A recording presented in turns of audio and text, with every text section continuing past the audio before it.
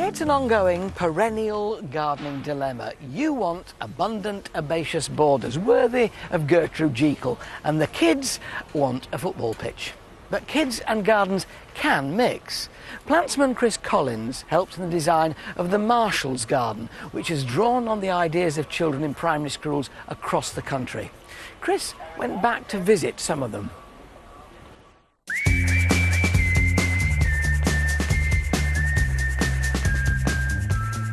Good morning, kids. Morning. I've done all these workshops to try and get the perfect kids' garden for the Chelsea Flower Show. Now, some of the stuff you produced was absolutely brilliant, so I'm back to look at those designs, and I want to just ask you a little bit of why you designed what you did. There's a trampoline, some tyres, and a tree to climb on so like the kids are active and stuff. And why did you choose yellow roses? Do you like roses?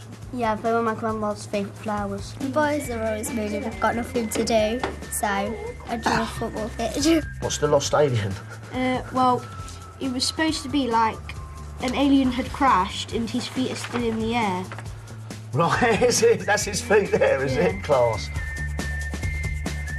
Now, what happened next? We took all your ideas, you took the ideas also from the other schools, we sent all those off to a designer, and he came up with this plan. What do you think of that? Excellent. I think you've got to agree, we've got a great plan here, but you know that gardening is not a classroom subject, is it? Yeah. So we're going to put on our hats and our coats, and we're going to get on a coach, and we're going to go to the Nottingham Arboretum to look at some of the plants we've just picked in there, yeah? Yeah!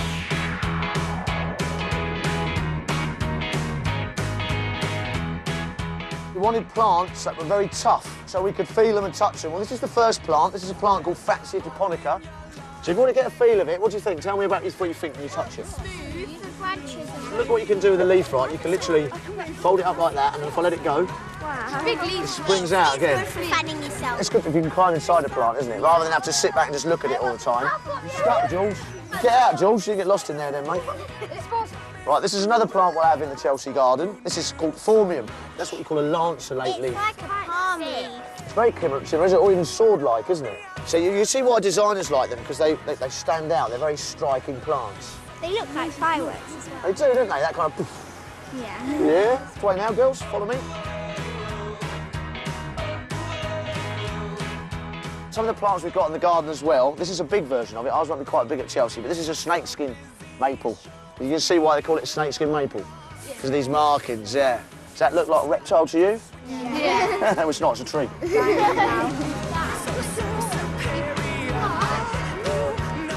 On the plan, there was one big tree called Betula jackmontii. See this tree with the white bark here? Yeah. It's like that. And then the main tree in the Chelsea garden will literally be a big one of them with multi branches, and from that we hope to put ropes on that so you can swing about and climb it.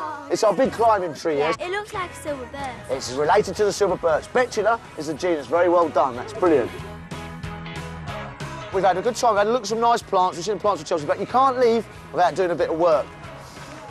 Right, you know, the best thing about being a gardener is planting plants, because that means you can come back in 5 years, 10 years' time and see your plant. So you've all picked a plant, haven't you, in this big bed? Yeah. Well, off you go to plant it then. Go and get it round the crown, that's right, upside down. You right with that spade? Shall I give you a hand? Have you had a good day? Yeah! I didn't realise how much fun it was. So you're going to plant a lot more plants now, are you? I think we've all earned a cup of tea, don't you? Yeah. Come on in.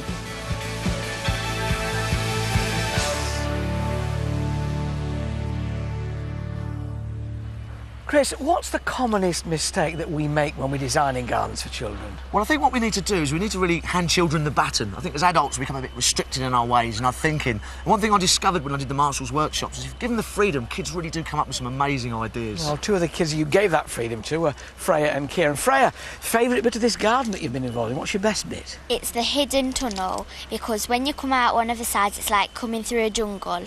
So it's a bit like The Lion, the Witch and the Wardrobe. You go in a plain doorway and you come out in a kind of wonder world at the other end. Yeah. What about you, Kieran? Your favourite bit? Well, my favourite thing is the rock stack, because you can get away from the adults and have a bit of your own time. You see? Yeah. Clear off, Chris. Kieran's found his rocks. Thanks very much indeed. Ian, as the main designer of this, was bringing all their ideas together. How was it? What was the hardest bit?